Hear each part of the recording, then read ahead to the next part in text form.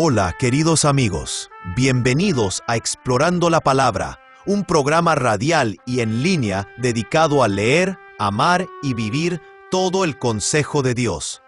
Si el Señor lo permite, nuestra intención es avanzar verso por verso, capítulo por capítulo, a través de toda la Biblia.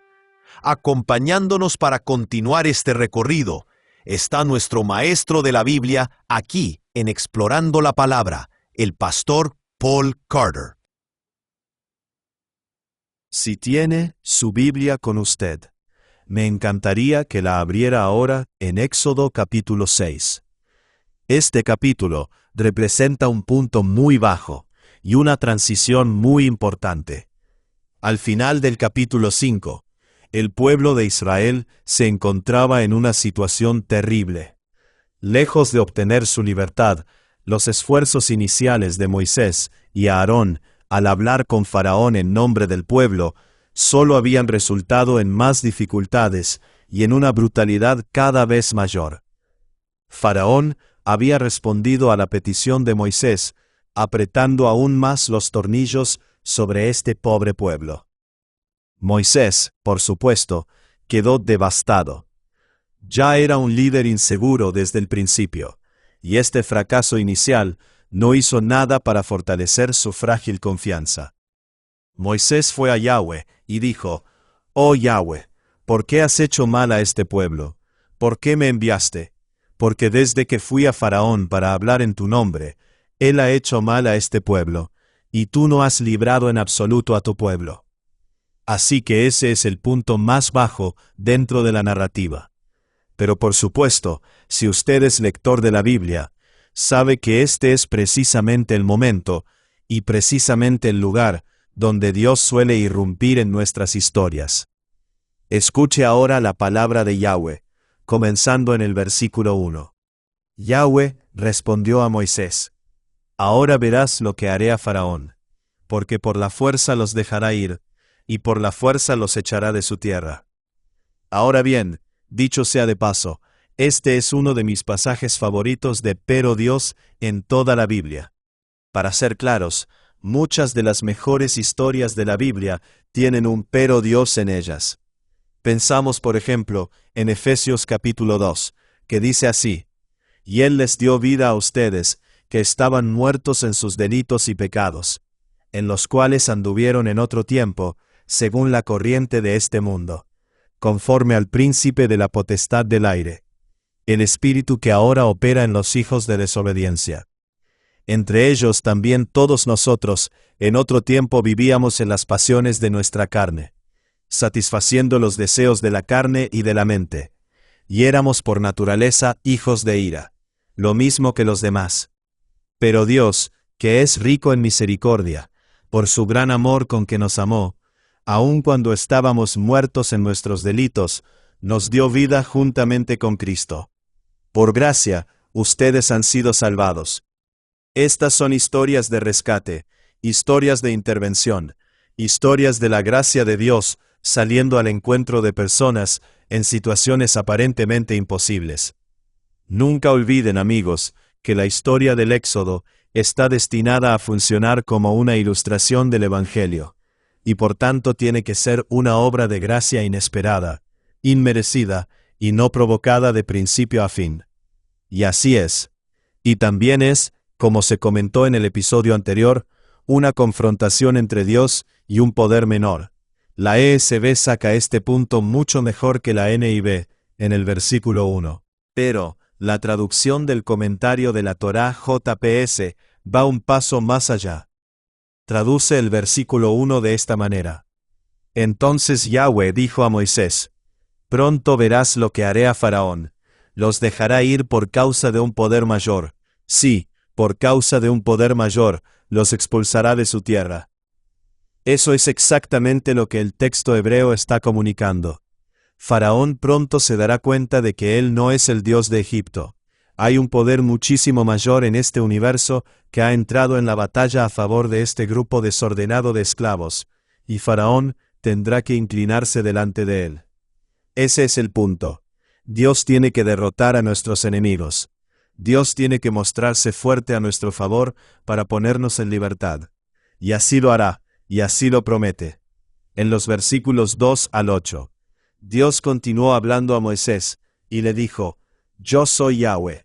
Yo me aparecí a Abraham, a Isaac y a Jacob como Dios Todopoderoso, pero por mi nombre, Yahweh, no me di a conocer a ellos.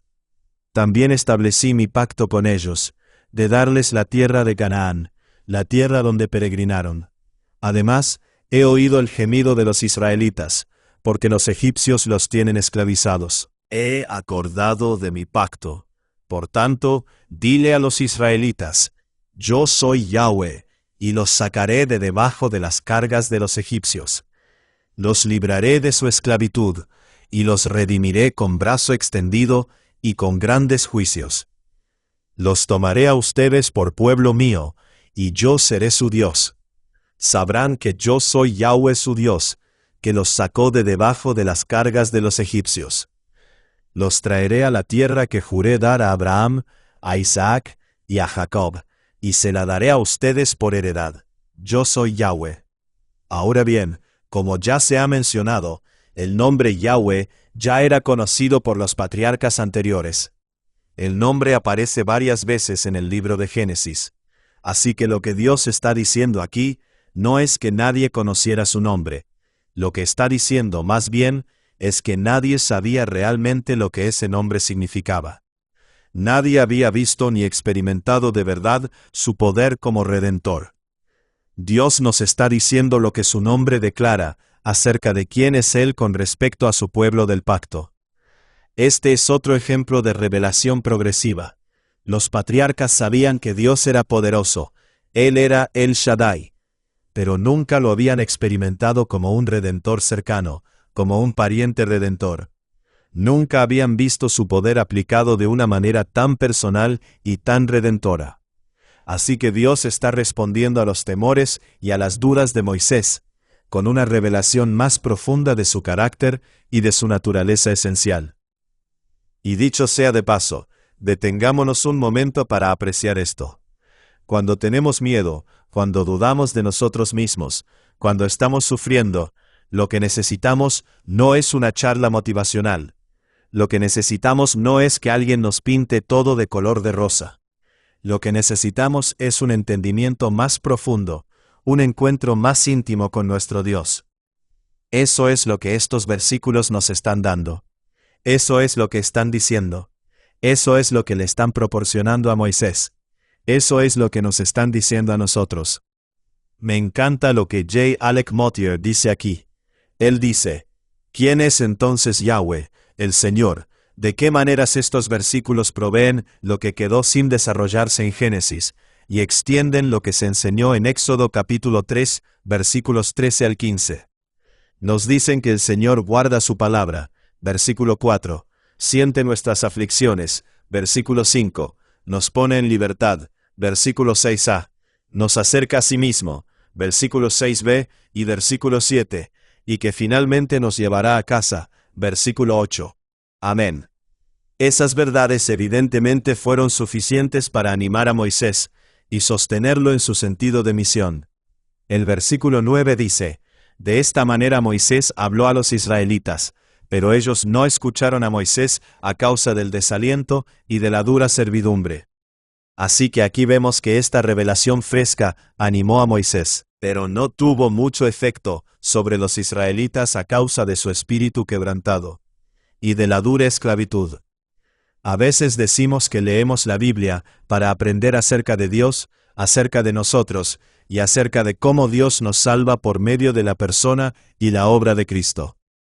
Pues bien, aquí estamos aprendiendo cosas muy importantes acerca de nosotros, acerca del ser humano. A las personas les cuesta escuchar y responder a las buenas noticias como deberían cuando están quebrantadas y aplastadas en su espíritu.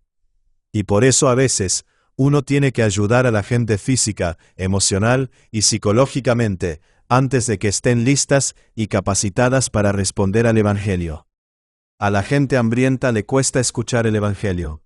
A la gente que vive en pobreza brutal le cuesta escuchar el Evangelio. A la gente que vive en esclavitud le cuesta escuchar el Evangelio.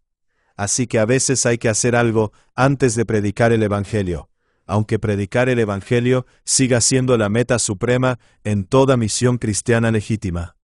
Predicar el Evangelio siempre es lo supremo, pero no siempre es lo inmediato ni lo inicial en cuanto al orden de las cosas. Si la gente está quebrantada en espíritu, si la gente está soportando una esclavitud cruel, entonces no va a poder responder a las buenas noticias como debería, como respondería en otras circunstancias. Y eso es exactamente lo que estamos viendo en este pasaje. Pero gracias a Dios, eso no impide que Dios obre. El pueblo no puede escuchar, pero Dios todavía puede actuar. Versículo 10. Entonces Yahweh habló a Moisés y le dijo: Ve, habla a Faraón, rey de Egipto, para que deje salir a los israelitas de su tierra. Pero Moisés habló delante de Yahweh y le dijo: Los israelitas no me han escuchado. ¿Cómo pues me escuchará Faraón, siendo yo torpe de palabra? Entonces Yahweh habló a Moisés y a Aarón, y les dio órdenes para los israelitas y para Faraón, rey de Egipto, a fin de sacar a los israelitas de la tierra de Egipto. Esto nos lleva en efecto al final de esta sección del libro de Éxodo. Por eso tenemos aquí la genealogía colocada justo en este punto. Es un recurso literario. Nahum Sarna dice aquí: esta interrupción, la interrupción causada por la genealogía que viene a continuación, no es una interpolación, sino un recurso literario que marca de manera definitiva la primera etapa del proceso de liberación, es decir, los esfuerzos humanos fallidos, en contraste con la intervención coercitiva de Dios que seguirá en las 10 plagas. Al mismo tiempo, vincula el tiempo del Éxodo con el período patriarcal. Y como una genealogía simboliza de manera inherente vigor y continuidad, su presencia aquí también introduce una nota de consuelo, dentro de un ambiente por lo demás sombrío y desalentador. Me parece que vale la pena citar eso extensamente, porque la inserción de estas genealogías siempre nos parece extraña.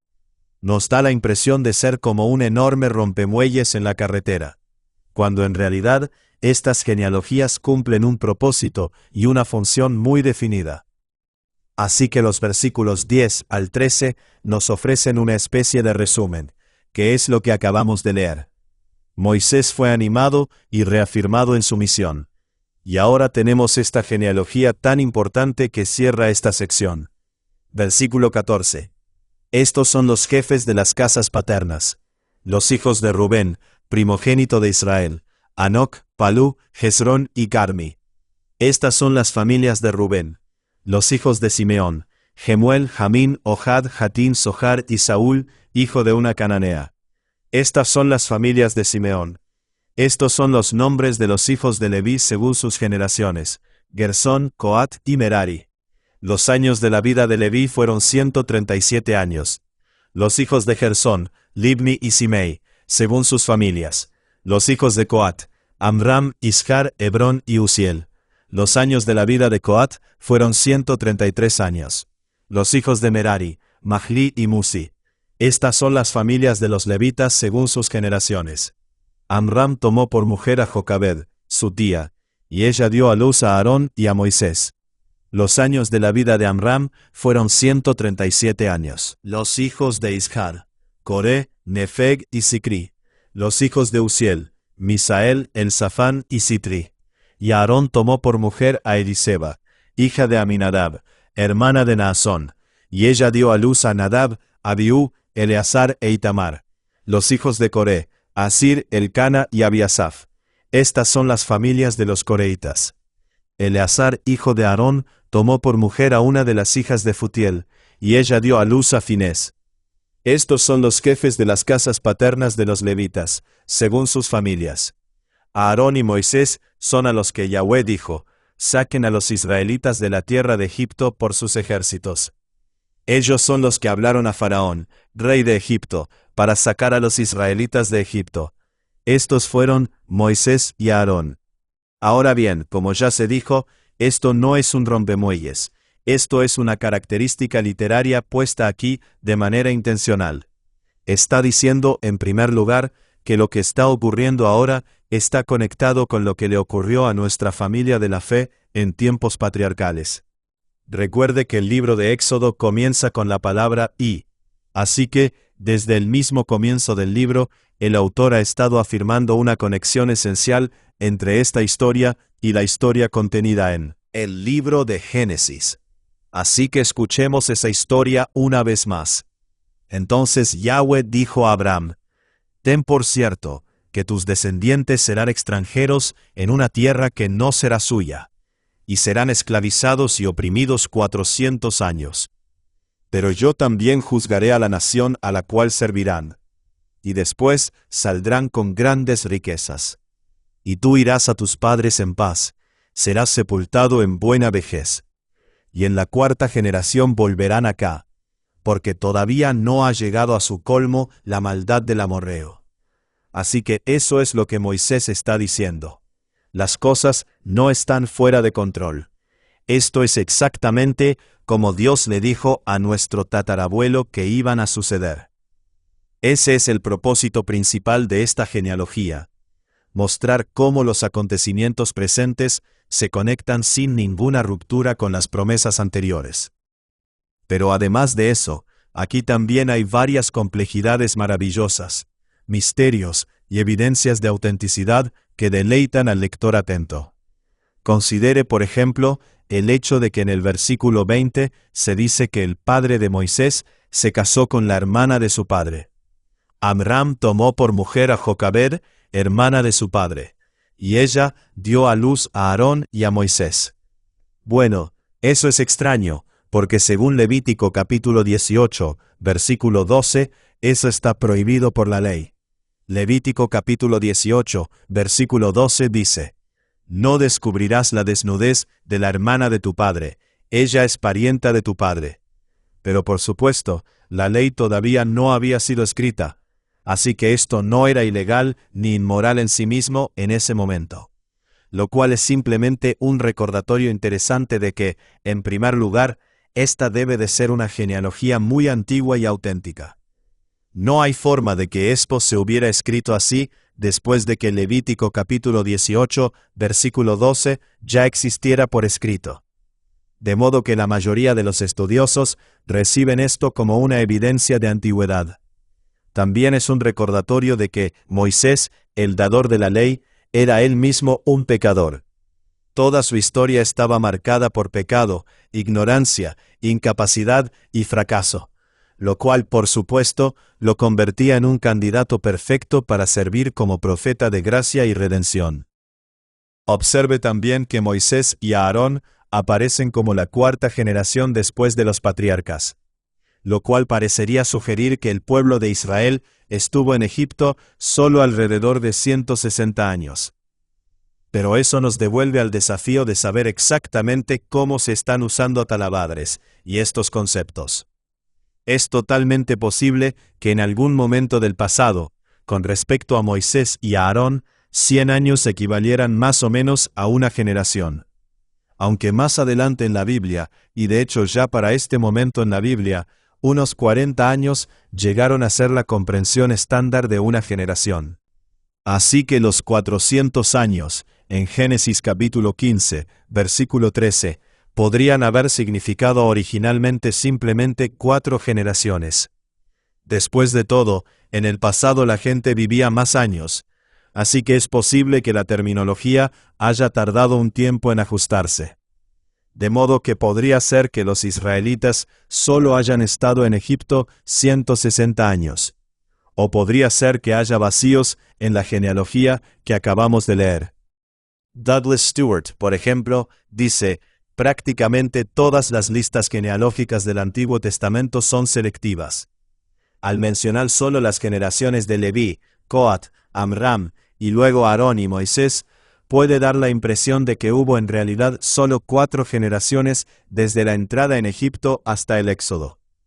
Así que Stewart parece inclinarse por la idea de que los israelitas estuvieron en Egipto alrededor de 400 años, y que sencillamente hay vacíos en la tabla genealógica. Y eso es ciertamente posible. Entonces, ¿fueron 4 generaciones o fueron 400 años literales? Simplemente no lo sabemos. No sabemos lo suficiente acerca del idioma, de las tradiciones, ni de la historia como para decir con certeza cuál de las opciones interpretativas es preferible. Cuanto a la manera en que se organiza la genealogía, comienza al inicio con Rubén, el hijo primogénito, pero luego sigue descendiendo desde allí, y apenas llega a Leví, entonces sigue por su línea, porque esa es la genealogía que más nos interesa. Esa es la genealogía que nos habla de Moisés y de Aarón. Así que esta genealogía también sirve para acreditar a Moisés y a Aarón, y llega hasta Finés, el nieto de Aarón. Suponemos que él era apenas un muchachito, sin duda menor de 20 años, quizá incluso un bebé en brazos en el tiempo del Éxodo. El nombre Finés es interesante. Es un nombre egipcio que literalmente significa etíope, o hombre negro. Así que Eleazar debió de haberse casado con una mujer de la región sur del Nilo. Uno se pregunta, por supuesto, ¿qué estaría haciendo él por allá? ¿Habría estado trabajando en algún proyecto? Los hebreos, por supuesto, eran esclavos. Así que es posible que esa mujer también haya sido esclava. Hay muchísimo que no sabemos y muchísimo que nos gustaría saber acerca de esta historia. Pero es interesante darse cuenta de que uno de los héroes del Éxodo y del período de peregrinación, Finés, que creció y llegó a ser un campeón de la ortodoxia, de la pureza y de la fidelidad a Dios, que tuvo gran liderazgo y valor, era un hombre negro. Eso tiene que entrar en nuestra imaginación cuando leemos esta historia. Esos son solo algunos de los conocimientos fascinantes que nos llegan desde estas genealogías bíblicas generalmente pasadas por alto. Estas son historias reales, acerca de personas reales que fueron tocadas, salvadas, transformadas y usadas por la gracia del Dios Todopoderoso. Aleluya. La historia concluye con un breve resumen en los versículos 28 al 30. El día que Yahweh habló a Moisés en la tierra de Egipto, Yahweh dijo a Moisés: Yo soy Yahweh. Dile a Faraón, rey de Egipto, todo lo que yo te diga. Pero Moisés dijo delante de Yahweh: Yo soy torpe de palabra. ¿Cómo pues me escuchará Faraón? Moisés todavía no está seguro de sí mismo, pero está creciendo en su entendimiento y en su conocimiento de Yahweh. Gracias sean dadas a Dios. Y gracias a usted por escuchar otro episodio de Explorando la Palabra. Gracias por acompañarnos en este episodio de Explorando la Palabra. Si este estudio ha sido de bendición para ti, considera compartirlo con otros para que más personas puedan profundizar en las Escrituras. Recuerda que el propósito de estudiar la Biblia no es solamente adquirir conocimiento, sino conocer más profundamente a Cristo y vivir de acuerdo con la verdad de su palabra. Nos vemos en el próximo episodio, mientras continuamos explorando la palabra de Dios juntos.